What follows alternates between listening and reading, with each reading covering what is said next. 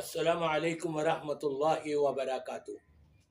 ان الحمد للہ والصلاة والسلام علی رسول اللہ وبعد۔ سامعین کرام، دنیا میں حسد کرنے والے کم نہیں ملیں گے آپ کو، ہر جگہ ملیں گے، ہر قوم اور برادری میں ملیں گے اور ہر خاندان میں ملیں گے۔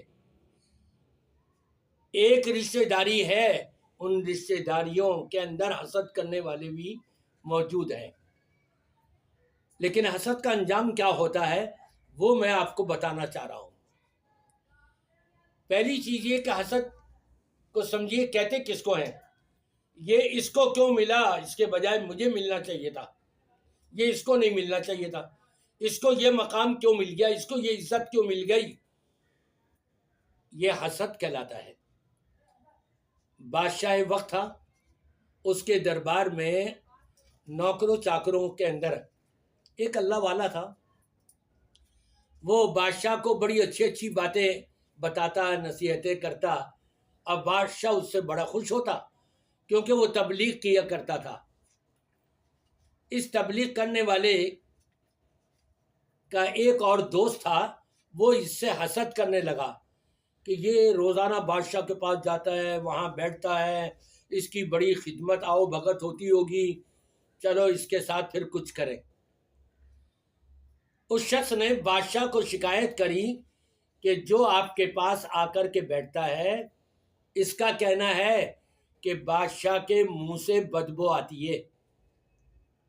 بادشاہ نے کہا اچھا ٹھیک ہے، میں دیکھتا ہوں اور جانچتا ہوں، کل فیصلہ کرتے ہیں۔ اس شخص نے، جس نے بادشاہ کو شکایت کری اپنے دوست کے بارے میں حسد کرتے ہوئے، اس نے جب یہ دیکھا کہ اب یہ جانے والا ہے بادشاہ کے خدمت میں، تھوڑی دیر پہلے اس کو لہسن کھلا دیا۔ اب ظاہری بات ہے لہسن کی تو بو آئے گی۔ یہ جب پہنچا بادشاہ کے دربار میں تو اس شخص نے، جو دعوت و تبلیغ کا کام کرتا تھا، اچھی باتیں کیا کرتا تھا، اس نے اپنے منہ پر کپڑا رکھ لیا، یہ سوچ کر کہ میرے منہ سے کہیں بادشاہ کو بدبو نہ جائے۔ بادشاہ سمجھا کہ ہاں اس نے جو بات کہی تھی وہ صحیح کہی تھی، اس نے اپنے منہ پر کپڑا رکھا ہے، گویا کہ اس کا یہ کہنا کہ بادشاہ کے منہ سے بدبو آتی ہے۔ بادشاہ نے ایک پرچہ لکھا اپنے گورنر کے نام، لفافے میں پیک کیا اور اس کو دیا کہ یہ جاؤ فلاں گورنر کو دے دو۔ یہ دیندار شخص ہی چل پڑا۔ راستے میں وہی اس کا دوست ملا، دیکھا اس کے پاس لفافہ ہے، اور اس دور کے اندر یہ ہوا کرتا تھا کہ جس کو لفافہ دیا جاتا تو بادشاہ کی طرف سے کچھ انعام ملتا تھا، کوئی رقبہ الاٹ ہوا کرتا تھا اس کے نام کی، فلاں رقبہ اس کے نام الاٹ کر دو، فلاں چیز اس کو دے دو، فلاں اتنے پیسے دے دو۔ تو جو حسد کرنے والا تھا اس نے اس سے کہا یا تم کہاں جاؤ گے، تم دعوت و تبلیغ میں لگے رہتے ہو، مجھے دے دو، میں لے جاتا ہوں، میں وہاں دے دیتا ہوں۔ اس نے کہا اچھا ٹھیک ہے بھی، گرمی سے بچاؤ ہو جائے گا، چلو ٹھیک ہے لے جاؤ جی، آپ لے جاؤ۔ یہ لے گیا وہاں پر۔ جب اس نے گورنر کو جا کر کے پیش کیا اور گورنر نے کھولا تو اس میں لکھا ہوا تھا یہ رقہ لانے والا جو ہے اس کا تو کچومر بنا دو، اس کی کھال اتار دو، اب پھر میرے پاس بھیج دو اس کا یہ جثہ۔ اگلا دن ہوا اور یہ تبلیغ کرنے والا بادشاہ کے دربار میں جب پہنچا تو بادشاہ پہلے تو حیران ہو گیا، میں نے تو اس کو یہ رقہ دیا تھا اور یہ واپس کیسے آ گیا، گورنر نے میری بات پہ عمل کیوں نہیں کیا۔ اتنے میں بورے کے اندر بھر کر کے اس کا جسم، جو اس کا دوست بنا ہوا تھا اور حسد کر رہا تھا، وہ وہاں پہنچ گیا۔ اس شخص نے گورنر کو بتایا بھی بھائی یہ تو رقہ بادشاہ نے فلاں کو دیا تھا، میں نے کہا میں پہنچا دیتا ہوں، میں نہیں ہوں۔ اس نے کہا نہیں نہیں نہیں، کچھ بھی ہو، اس میں تو لکھا ہوا ہے کہ اس کو قتل کر دیا جائے، میں تو تمہیں قتل کروں گا، میں نہیں چھوڑوں گا۔ قتل کر کے اس کا جسم یہ بورے میں بھر کر کے اتنے میں بادشاہ کے دربار میں بھی پہنچا دیا گیا۔ بادشاہ نے پوچھا یہ کیا ماجرا ہے؟ اس تبلیغ کرنے والے نے کہا بات یہ ہے کہ اس شخص نے مجھ سے حسد کیا تھا اور میں نے اس کو نہیں کہا تھا کہ بادشاہ کے منہ سے بدبو آتی ہے، بلکہ جب میں آپ کے پاس آنے لگا تو اس نے مجھے لہسن کھلا دیا۔ اب لہسن کی تو بو آ رہی تھی، میں نے اچھا نہیں سمجھا کہ یہ بو آپ تک پہنچے، اس لیے میں نے منہ پر کپڑا رکھ لیا تھا، ورنہ میرا یہ کہنا نہیں ہے کہ آپ کے منہ سے بو آ رہی ہے، میں نے تو بو سے آپ کو بچانے کے لیے اپنے منہ پہ کپڑا رکھا تھا۔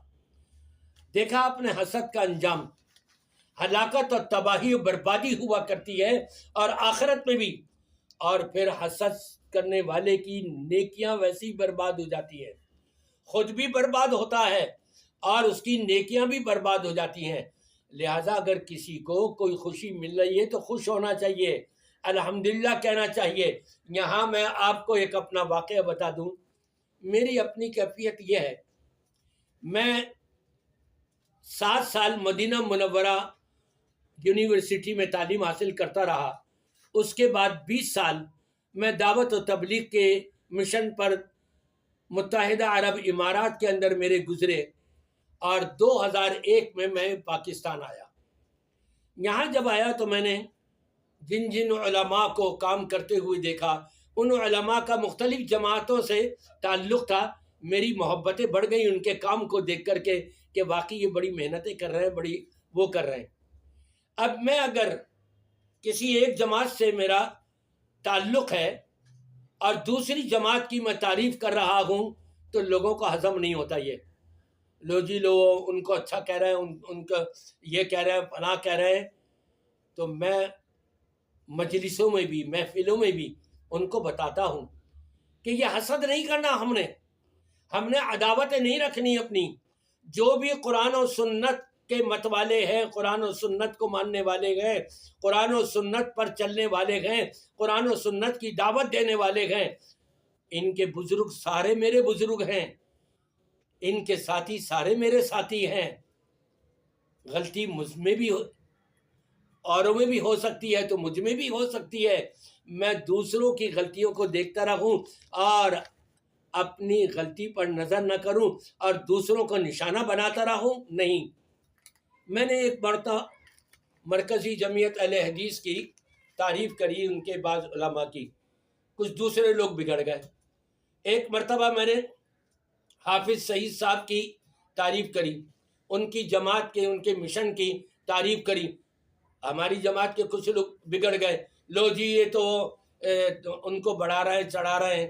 میں آپ کو یہ سنانا چاہتا ہوں، جو بھی قرآن و سنت کے مطابق عمل کر رہا ہے وہ آپ کا بھائی ہونا چاہیے، آپ کا دوست ہونا چاہیے، آپ کا جگری ہونا چاہیے، چاہے اس کا تعلق آپ کی جماعت سے ہو یا نہ ہو، لیکن آپ کا لاڈلا اور پیارا ہونا چاہیے، اس بنا پر کہ وہ قرآن و سنت کو ماننے والا ہے، ایمان والا ہے۔ غلطیاں اس میں بھی ہو سکتی ہیں، غلطیاں مجھ میں بھی ہو سکتی ہیں، کسی کی غلطی کو دیکھ کر کے جماعت کو برا بھلا کہنا اور اس کے خلاف آوازیں اٹھانا، میں اس چیز کو پسند نہیں کرتا۔ اسی لیے الحمدللہ میں مرکزی مسلم لیگ کے ہر پروگرام میں جاتا ہوں، محبت سے جاتا ہوں، وہ مجھے محبت سے بلاتے ہیں۔ مرکزی جمعیت اہل حدیث کے جس پروگرام میں بھی مجھے بلایا جاتا ہے، پنجاب کے اکثر پروگرام میرے مرکزی جمعیت اہل حدیث کے پروگراموں میں مجھے بلایا جاتا ہے، میں جاتا ہوں، مجھے ان سے پیار ہے، محبت ہے۔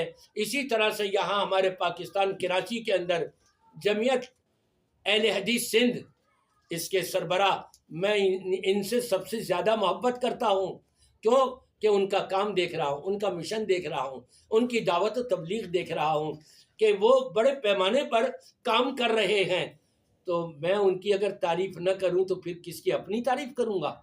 نہیں، یہ غلط ہے۔ جو اچھا کر رہا ہے اس کو اچھا کہنا پڑے گا ہمیں، اور جو برا کر رہا ہے اس کی برائی ہم اس کو مٹانے کی کوشش کریں گے، نہ کہ یہ اس سے نفرت کرنے لگ جائیں، اس سے دور بھاگنے لگ جائیں۔ یہ ایک مسلمان کا مشن نظریہ نہیں ہونا چاہیے، بلکہ نظریہ یہ ہونا چاہیے کہ کوئی غلطی اپنے کسی بھائی میں دیکھ رہے ہیں، اس کی اصلاح کرنے کی مرتے دم تک کوشش کرتے رہے ہیں۔ اللہ تعالی ہم سب کو، تمام موحدین کو، تمام کتاب و سنت کے ماننے والوں کو اللہ تبارک و تعالی ایک پلیٹ فارم کے اوپر جمع کر دے، آمین یا رب العالمین۔